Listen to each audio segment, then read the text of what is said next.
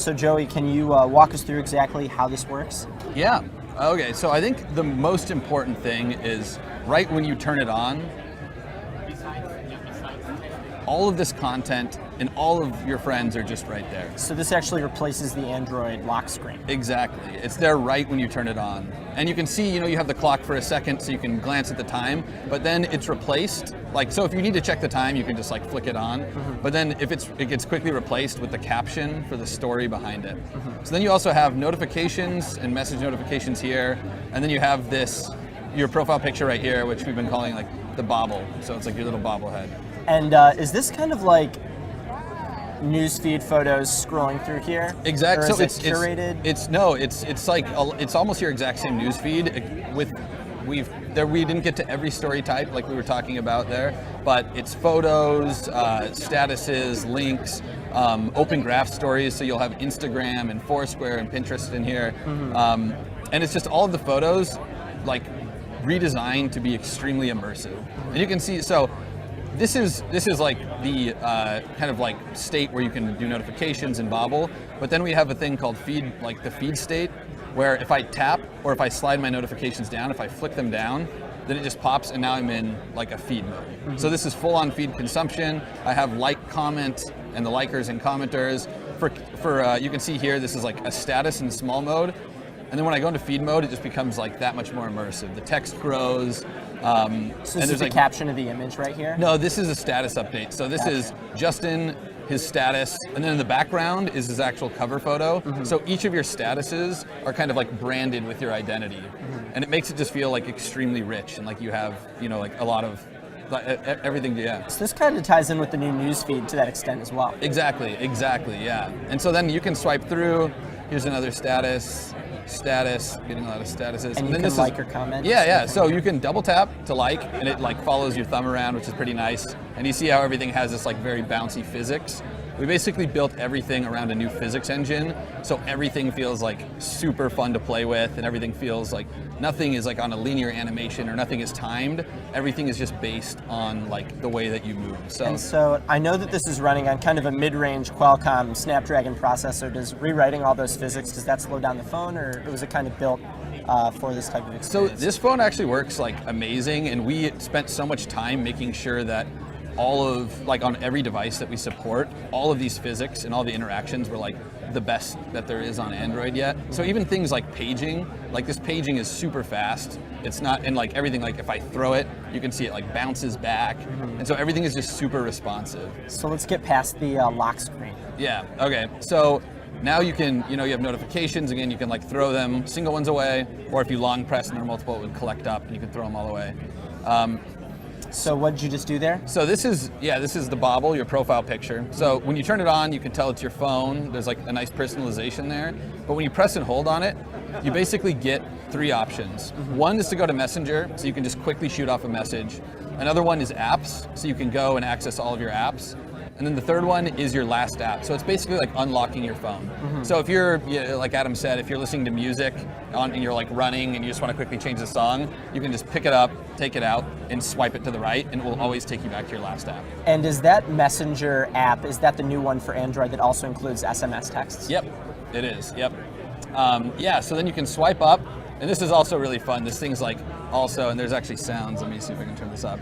So, everything has this pinball sounds. Yeah, exactly, this nice and delightful feeling to it. And when when it sucks in, when it comes back out, the titles, and when you drop it, this thing's just really fun to play with. But throwing it up, takes you into the launcher, and in the launcher, it has basically app pages that you can customize. You can pick stuff up, drag it around, move it around.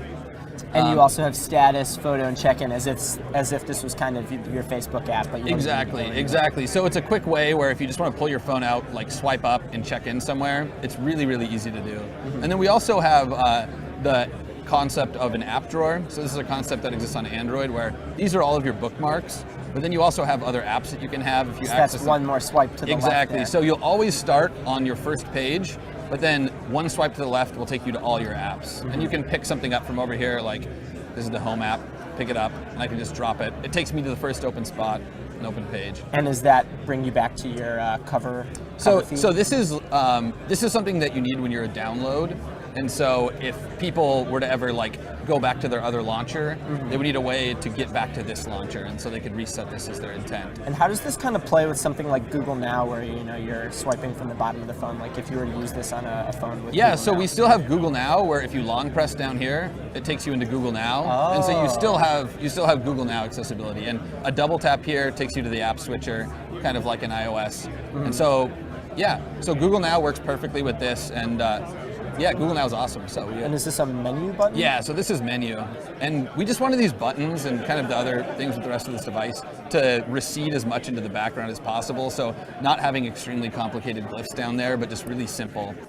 So home, menu, and back. And I know you worked super hard on chat heads, which is an interesting new way to kind of display notifications and also interact with people while you're using apps. Can you show us that? I just got one. That's pretty funny. That's perfect. So yeah, this so is a someone chat head? just said, "Yo, you're on TV." So yeah, so this is a chat head. So the thing that's so awesome about chat heads is they live in a layer on top of the rest of the phone. And messaging is so important, and it always is, it's always a bad experience when you're doing something and you have to keep on leaving to respond to messages, like if you're planning something, or if, when my girlfriend's having a hard day, I'll leave her chat head around just so it's just like I can, she's always there with me. And just tapping on it will take me directly into this message. So this is my friend Michael, said, "Yo, you're on TV," and I can respond, I can tap and, add an emoji. And this is overlaid directly over what you're looking at. Yeah, so really you can pull actually out even of it. see it right behind here. If I can like tap here and it takes me directly back here. And if I'm in something like Instagram, it just follows you around. So you can carry on these conversations. Do you like leaving it up there? Or I know you can move it around, Yeah, you can right? move it around. So it actually follows around and you can chuck it around and you see it's really, really fun to play with. But since it works over every experience, we wanted to make sure that it could comfortably fit wherever you're at. So, yeah. So you could just Yep. So it clings to the outside. It clings to the outside, yeah, because we felt like if you could just place it anywhere, it would be a little too crazy. So we wanted to make sure that it would always be docked to one of the edges. Yeah, and then again, you can... And that's quick access to Messenger right Quick there? access to Messenger, yep. And you can just pick these conversations up and chuck them off the bottom if you want to get rid of them. So can you show us that? Yeah. You want to get rid of Michael here? So let me grab one more chat head really quickly. Oops. I'll just pop one out real quick. Oh, Yeah, interesting. so you can actually pop them out and take them with you if you want. So now I have these two chat heads, and I can grab this one, a Mac. You can also reorder them, so if you want to reorder your chats. Max high pry right now, got to Exactly, put it to the left. yeah, and then you can just chuck them off the bottom. And you see it kind of like sucks it in.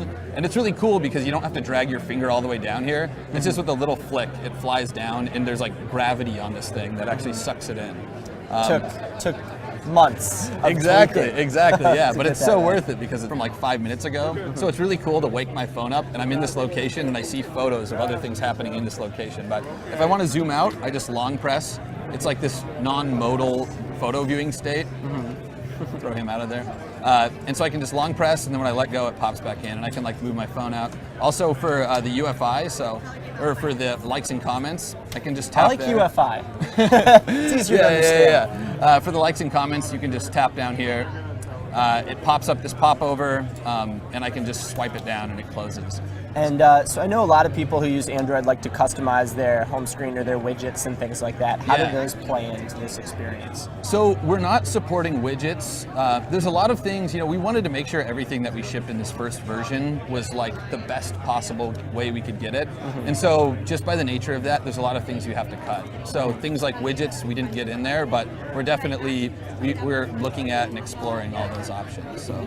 And how closely were you guys working with HTC to kind of develop a phone that you thought worked well? Like, I mean, just something like the Circle there is kind of feels like it's part of the same theme. Exactly. I mean, we focused primarily on the software, and that's that's what we build here at Facebook. But we did, being able to use these devices and optimize this experience, like they were saying for battery life, the battery life is extremely good on this device, and we've optimized a lot around from everything from like the Ken Burns frame rate, making sure that it doesn't suck too much battery, all these other things. But these things like these icons I drew, and we were able to say, hey, we want to make sure that this and this pair very well. And we want to make sure that these buttons are extremely minimal and that they don't like interfere with the rest of the, and that's kind of the way that the rest of the phone works too. You can see like the back is extremely minimal, and it's like a very friendly device, but it does kind of recede. On the side you have expandable SIM, SIM card, SIM, USB. Speaker on the bottom, rocker. Volume rocker, and a mic, and a headphone jack, and a sleep button. Yep. Very easy. Yeah. And on the, and like the cameras, like just there's a lot of really cool considerations with the device. Like the camera's very minimal, and just like holding it in your hand, it's like a really nice size. Do you know how many megapixels the camera is on the front and the back? We haven't been able to find out. Yeah, I think it's 5 on the back. Actually, yeah.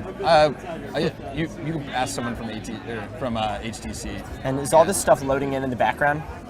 While you're having your phone in your pocket? Yep, exactly. But we spent a ton of time just making sure that we were also very like respectful of data usage, because that's a huge consideration, And so we like crazily optimized when we add photos, or like the size of photos you get based on whether you're on Wi-Fi or whether you're on 3G, based on your connectivity, and just like a lot of these things.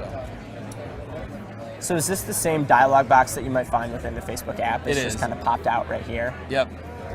And is it, if you want to upload a photo, how does that work exactly? Is that like just as if you were in the app? Exactly, yeah. Can we look at that real quick? Yeah. So it's for the Composer, for this first version, we focused on, you can go in here and add whatever photo you want. Those are my personal photos, so I won't get into them.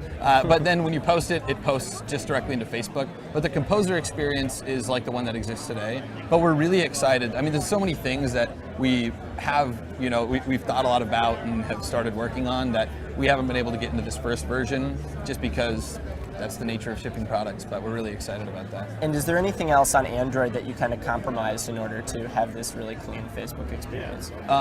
Aside from widgets, I guess.